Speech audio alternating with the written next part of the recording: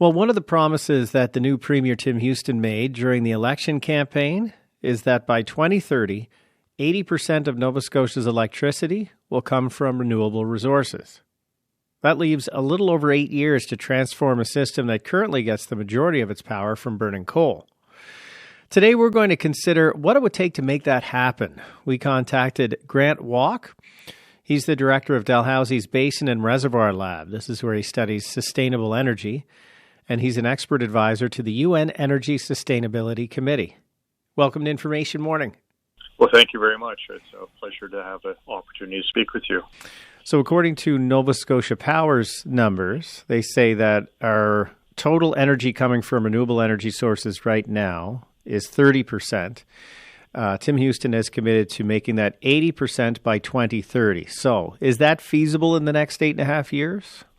The technology is available, but whether or not we're able to meet our green and sustainable goals, that could be a challenge, particularly because renewables are often use it or lose it. We all have seen the wind not blow. We've all seen it get dark at night with regards to solar panels and shorter days during the winter. And so what we need to do is smooth out those peaks and troughs in the energy systems. And one way to do that is through energy storage. Another thing we're going to really have to do is repurpose our grid. Because if we're going to switch to dominantly wind power, and the provinces, the government wants to have 40% to come from wind, the sources of wind, the best ones are going to be offshore in the Gulf of St. Lawrence.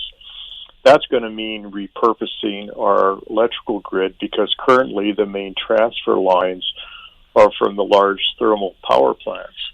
And you can see that's several issues. Plus, we lose a lot of power through the electrical grid, too. And so that's going to mean some major changes and investment. And that's one opportunity, perhaps, for the increased carbon tax as we start to see it rising from $30 a ton to $170 a ton. So if we can start to see this investment into a renewable economy, that could help us make our targets. Okay, and there are certainly a lot of ifs in the last couple of minutes of your commentary. One thing you began with was by saying use it or lose it. So now if we need more power, you can flip a few switches, burn some more coal, and bring a turbine on. And that's part of the reason the Wreck Cove system is in place. So when you say you have to figure out a way to use the energy when you need it, what's involved with storage, assuming that we can generate it in the first place? Well, the typical route is to use batteries. But the amount of cobalt and lithium required for effective energy storage on such a grand scale is really immense. And at the UN, these are called CRMs, critical raw materials. And there's going to be a shortage of these. You know, we need them for electrical vehicles. So one of the best alternatives will be geostorage, where we store the energy that's generated at off-peak times. You know, right now in the mornings and the evening is when the greatest energy demands are, and then it drops off, of course, you know, in the late evening and after midnight. So if we can store the power then that's a great opportunity. The other thing we also have to look at is geologic storage of CO2, of the carbon emissions. And one thing we can do there is use, for example, their Maritimes Energy pipeline corridor. And Alberta's had great success in developing the Alberta Carbon Trunk Line. So if we can develop a Maritimes carbon trunk line and start storing our CO2 emissions from the major emissions sites, then we can start to reach carbon neutrality and the targets that the government has laid out for us for 2030. So when you talk about, to go back a step, when you talk about geostorage, how do you store wind power? Well, it's a proven technology. It's been used in, for example, in Germany for well over 40 years, and also on the Gulf Coast of the U.S. And essentially, you take the excess energy and you compress air. And then you store that compressed air in the underground, and then you bring it up and use it to turn turbines. You need to create electrical power from turbines. You're not trying to generate heat. Heat really isn't transferable for greater than, say, 5 kilometers. whereas electrical power, of course, can be transferred via the transmission lines. So you would, when the wind is blowing, you use that power to compress air underground, and then when the wind's not blowing, you release that air and harness that to turn turbines and make energy. Exactly. What role do you think the Maritime Link and the Muskrat Falls project will and is playing in this goal towards greater renewable resources? Well, looking at their plan, that's going to be a key aspect of it. They're planning on 1,000 gigawatts to come from the Maritime Link, and then they also have the Maritime Link non-firm market with another 1,800 gigawatts. So that's 25% of the power. And so I expect that this is going to be a crucial portion of that, is particularly if they don't have the wind turbines in place, that they're planning to give 40% of renewables by wind. Now, to put that in perspective, I mean, I have trouble with petajoules and gigawatts and things like that, but a city of 100,000 people requires about 600,000 megawatts, so like half a gigawatt a year in terms of power. The average household uses about 12 megawatts a year. So that might give the listeners a bit of a perspective on the scale that needs to be generated. So we have to get the Churchill Falls system and the Maritime Link online, manufacture significantly more wind generation, smaller scale geothermal projects. We have to restructure and repurpose the energy grid, consider how to store the renewable energy when we're not using it. And we're doing this in a system with a regulated monopoly, privately operated Nova Scotia Power, regulated by government. What would have to happen to meet that 80% threshold in the next 8.5 years? Well, you have to have the political will, and you have to have the societal will, too. I mean, people have to be prepared for a change. I mean, if you're going from $30 a ton for carbon tax to $170 a ton, that's going to have a significant impact on your transport patterns and also your heating and cooling your home. One thing that would help would be greater incentives, perhaps to wean people off of oil for heating many of their homes.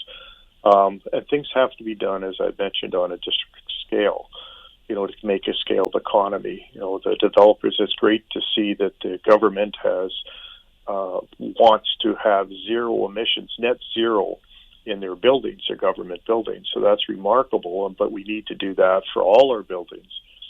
There's a lot of emissions through transport. There's a lot of emissions through agriculture. There's a lot of emissions through buildings. And these are all things that need to be addressed for us to make our 2030 targets.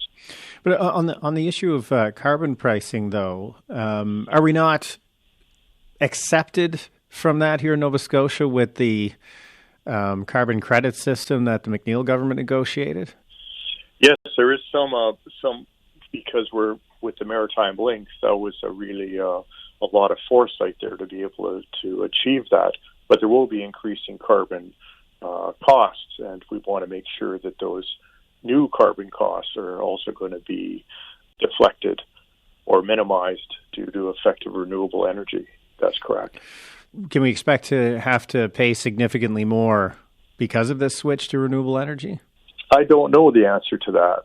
As you mentioned, there's private sectors involved, and there's government planning. There's needs to be a major restructuring of the electrical grid to wean us off sources of energy from the thermal generation plants like coal and oil. And then we have to have the wind turbines somewhere. And then we have to have the geostorage sites.